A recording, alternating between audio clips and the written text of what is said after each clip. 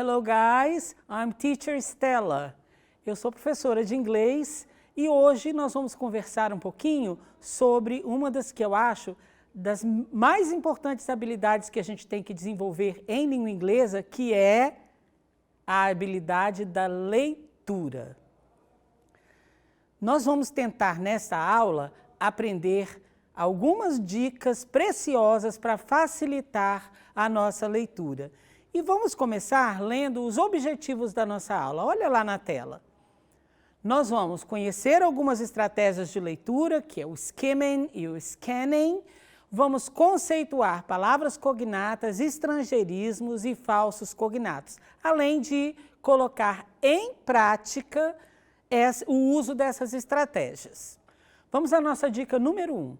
Toda vez que você for fazer um exercício ou fazer uma prova, lembra de sempre ler as perguntas antes de ler o texto. Volta aqui comigo. Por que é importante ler a pergunta antes do texto? Primeiro, porque isso vai dar um propósito para a sua leitura. Você já vai ler sabendo o que você tem que procurar, e isso vai fazer você poupar tempo. E além disso, muitas vezes, as perguntas já te dão muitas informações sobre o texto. Vamos ver um exemplo disso? Olha lá na tela. Eu tenho aqui as perguntas de um texto, depois eu vou botar o texto, mas a gente tem que ler a pergunta primeiro, não é isso? Então, o que vem a ser Superkustendorf? Trata-se de um evento semanal, mensal ou anual. E quando que o evento aconteceu? O que eu já sei do texto lendo essas perguntas? Bem, eu sei que é um texto que anuncia um evento, mas eu não sei a periodicidade, não sei o tipo de evento e também não sei quando ele aconteceu. Agora eu vou colocar o texto para vocês verem, olha lá. Eu tenho aqui o meu texto, né? Eu tenho o título, Superkustendorf, em cima, né? E agora eu tenho que descobrir o tipo de evento que é. Então, observem, aqui, nesse lugar que está circulado, está escrito International Film and Music Festival. Eu consegui compreender todas essas palavras, porque elas se parecem com o português, né? Ou seja, que evento é esse? É um festival internacional de música e de cinema, certo? Agora, sobre a periodicidade, eu tenho que ir atrás de datas, né? Ou eu tenho que procurar alguma pista se é um evento semanal, mensal ou anual. Aí eu acho aqui a palavra annual, que também é uma palavra que eu vou reconhecer porque é praticamente igual ao português. E quando o evento aconteceu, agora sim, eu vou atrás dos números, das datas. Aí eu encontro aqui, ó, o ano de 2012 e aqui eu encontro dias, né? De 17 a 23 de janeiro. Pronto, eu respondi todas as minhas perguntas e perceberam que eu ler as perguntas antes me deu um foco? Ou seja, eu já sabia o que eu tinha que procurar. Então, um hábito que é saudável de vocês desenvolverem é, depois de ler as perguntas, pergunta assim para você mesmo, agora o que eu já sei sobre o texto só lendo as perguntas? Isso ajuda vocês a organizarem o pensamento, ok? Vamos para a dica número 2, olha lá na tela, que é observar as informações não verbais do texto. Pessoal, olha aqui, o que é uma informação não verbal? Gente, é tudo que não é palavra dentro do texto. Quando a gente fala em texto, a gente tem que lembrar que texto não são só palavras, que existem textos que são imagens, né? E a gente tem que prestar atenção nisso. Não dizem por aí que uma imagem fala mais do que 1000 palavras? E isso é verdade, né? Então, toda vez que você for observar o seu texto, observa se ele é um texto, por exemplo, às vezes ele é totalmente não verbal, às vezes ele é um texto misto. E a gente não pode desprezar o poder que a imagem tem, tá? Vamos olhar esse exemplo, olha lá na tela. Neste exemplo, eu tenho uma tela rosa, né, pink, bem, né, chamativa, e eu tenho só palavras. Se você observar, só tem palavras nesse texto. Nesse contexto de palavras, a gente vê algumas palavras que são conhecidas. Por exemplo, essa palavra que está na haste da taça, que está formada com essas palavras, é uma palavra que aparece muito em música, death, que significa morte, né? Mas nós temos milhões ou várias outras palavras aí dentro que a gente conhece porque elas são muito parecidas com o português. Por exemplo, já lá em cima aparece alcoholism, que é alcoolismo, cancer, que eu não preciso dizer, tem anxiety, que é ansiedade. Eu tenho várias palavras.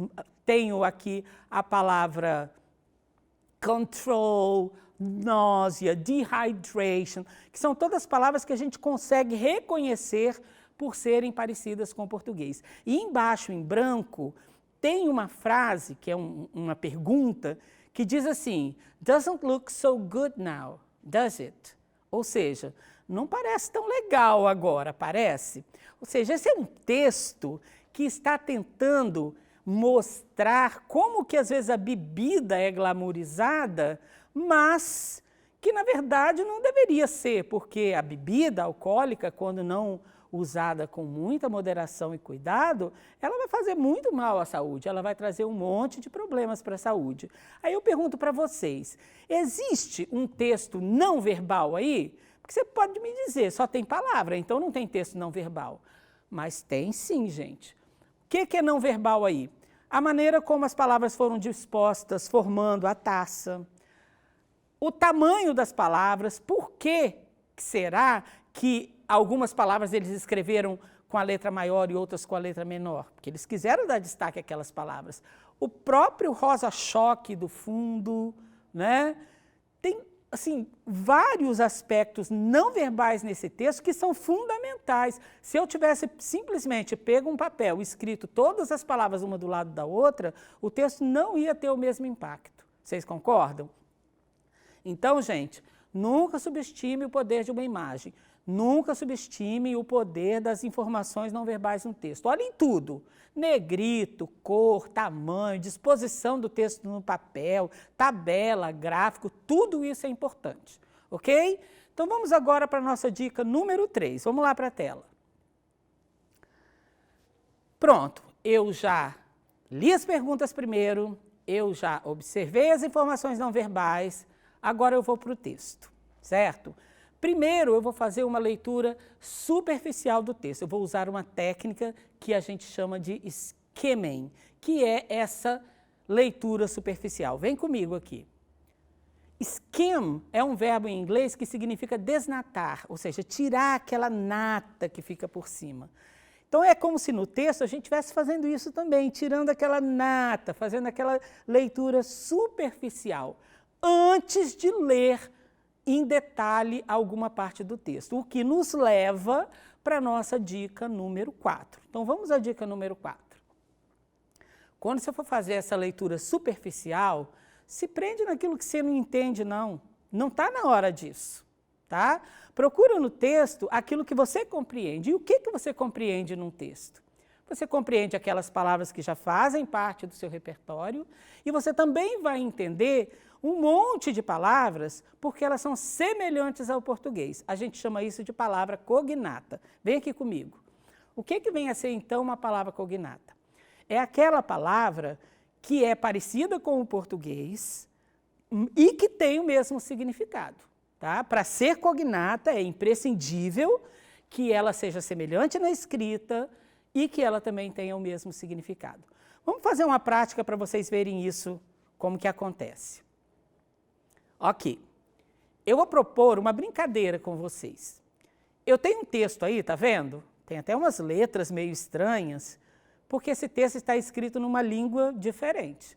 Não é inglês, não é português, não é francês, italiano, espanhol, alemão, nenhuma dessas línguas, tá? E aí eu vou propor umas perguntas para vocês.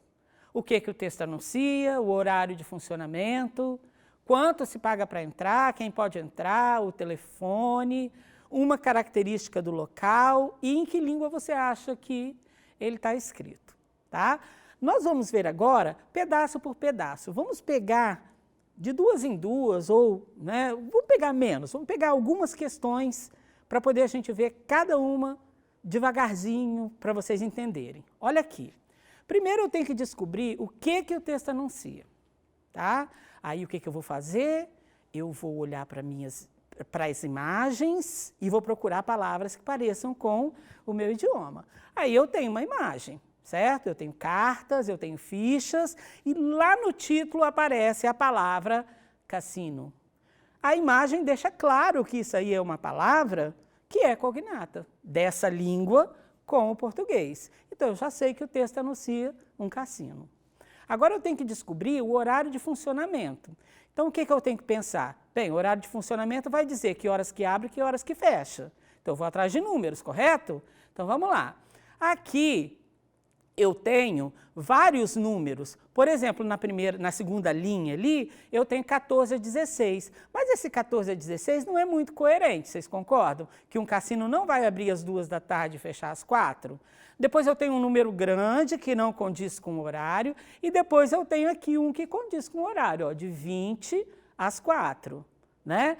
O próximo também, esse 50, também não é o horário que começa e que termina. Né? E o último também aparece um número só. Então, já deduzi que o horário de funcionamento é de 20 às 4. Agora, as próximas perguntas. Quanto se paga para entrar? Vou de novo atrás dos números. Né? E onde é que existe um número que é compatível com essa ideia de dinheiro? Está aqui, ó, 50 DKKs, seja lá que dinheiro for esse, né? Porque eu também não falo essa língua e não entendo essa língua. Tá, e quem pode entrar? Bem, aqui, gente, eu posso usar um conhecimento de mundo, porque qualquer pessoa que conhece um pouquinho de cassino sabe que é um ambiente que é proibido para menores, que menor não pode frequentar cassino. Então, muito provavelmente, a resposta está aqui. Quem pode entrar? Pessoas que tenham pelo menos de 18 anos para cima, ok? E o telefone do local fica bem claro que é esse número grande aqui, até porque antes aparece TLF, né? E a palavra telephone costuma ser muito semelhante em quase todas as línguas, né? E uma característica do local, agora eu tenho que procurar palavras, correto? Então eu vou atrás das que parecem com português. Vou achar um monte que eu não entendo, mas bem aqui eu achei duas que eu consigo entender, que é international, ou internacional, não sei como é que eles leriam, né? E atmosfera. Então, é um local que tem uma atmosfera internacional. E, por fim, em que língua você acha que ele está escrito? Né? Aí, ó, se vocês observarem, a primeira palavra do título, welcome, provavelmente é uma palavra que é cognata com o inglês, que é o welcome. E logo depois aparece com letra maiúscula, né, um nome próprio que deve ser o nome do lugar. Que país deve ser esse? O nome se parece muito com Dinamarca. E sim, esse texto está escrito em dinamarquês. Vocês perceberam como se a gente segue aquele processo de ler as perguntas, observar as informações não verbais e depois a gente ir para o texto de forma superficial facilita a nossa leitura? Vamos à nossa dica número 5, então. Procura no texto não só as palavras cognatas, mas também os estrangeirismos. O que são os estrangeirismos? São aquelas palavras que a gente importou de outras línguas e que hoje em dia é muito comum importar da língua inglesa e que a gente usa no nosso cotidiano. Olha aqui comigo.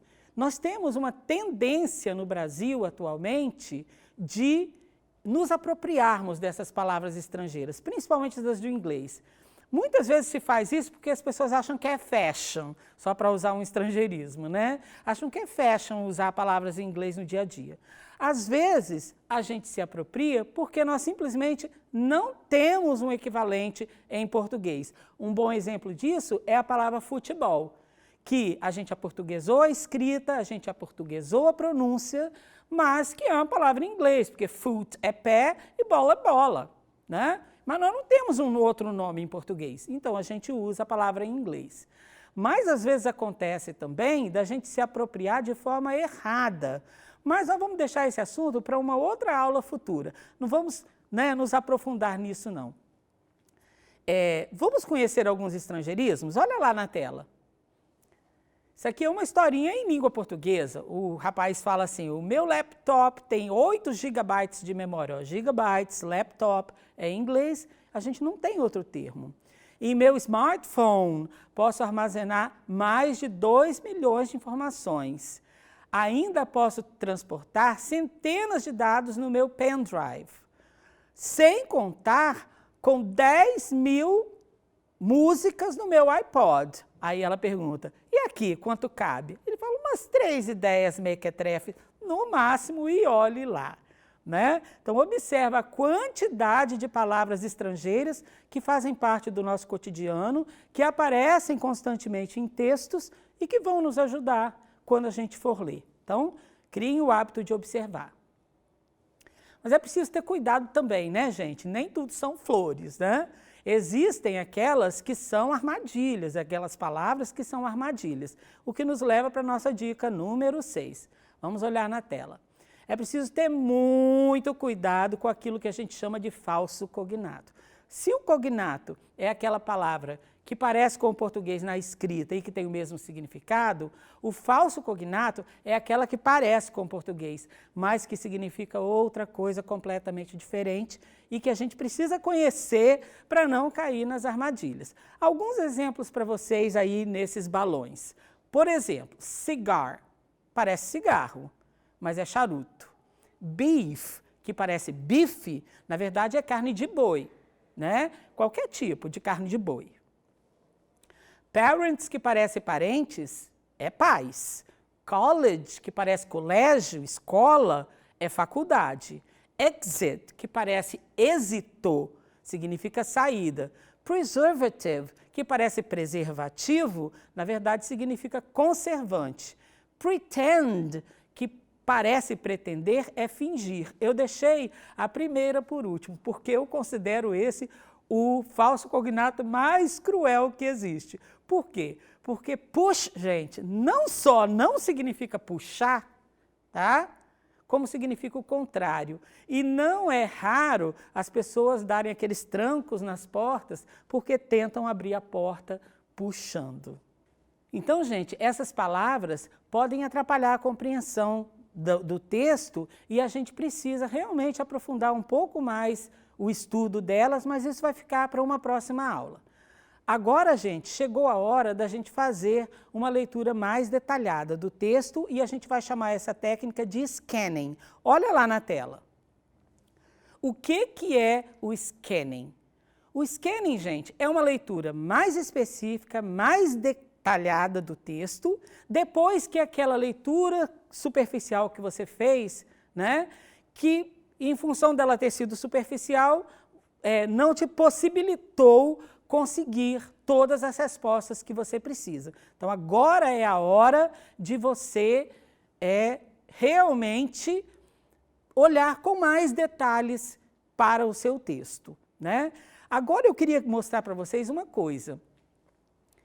Observa que aqui nós estamos trabalhando as coisas separadinho, mas vocês, quando forem ler, vocês vão usar todas as técnicas juntos. E olha como que usar as técnicas todas juntas vai ajudar você a poupar tempo, por exemplo. Tá? Vamos ver aqui um exemplo. Olha esse texto. Eu tenho um texto, né? E tenho as perguntas que eu tenho que responder. Depois nós vamos ver uma por uma. Primeiro, em relação a aqui, antes no enunciado, está dizendo que é para a gente tentar responder sem fazer uma leitura linear do texto, ok? Ou seja, nós vamos usar as duas técnicas, tanto o skimming quanto o scanning. Então, a primeira pergunta diz assim, em relação a proteínas, cite um tipo de alimento que devemos limitar. A segunda é qual a recomendação que nos é dada a respeito das frutas. A terceira, a respeito dos líquidos, o que devemos limitar.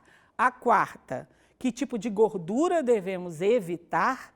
E a quinta, o tipo de grãos que devemos limitar. Vamos ver a primeira pergunta, que é em relação à proteína. Uma que nós devemos limitar. Eu preciso ler o texto inteiro? Não preciso, gente. Ó, tá aqui a proteína. Eu vou ler só esse pedacinho. Então, a leitura superficial fez eu localizar qual é o pedaço que eu tenho que ler com detalhe. Aí, eu vou procurar palavras cognatas, né, que vão dizer para mim lá qual é o tipo de proteínas que eu devo limitar. Aí lá vai ter escrito assim, limit red meat and cheese, né? Cheese todo mundo conhece, que é por causa do cheeseburger, né? Então, a gente vai saber responder a pergunta. Aqui está perguntando um tipo. O texto diz que é para limitar carne vermelha e queijo, ok?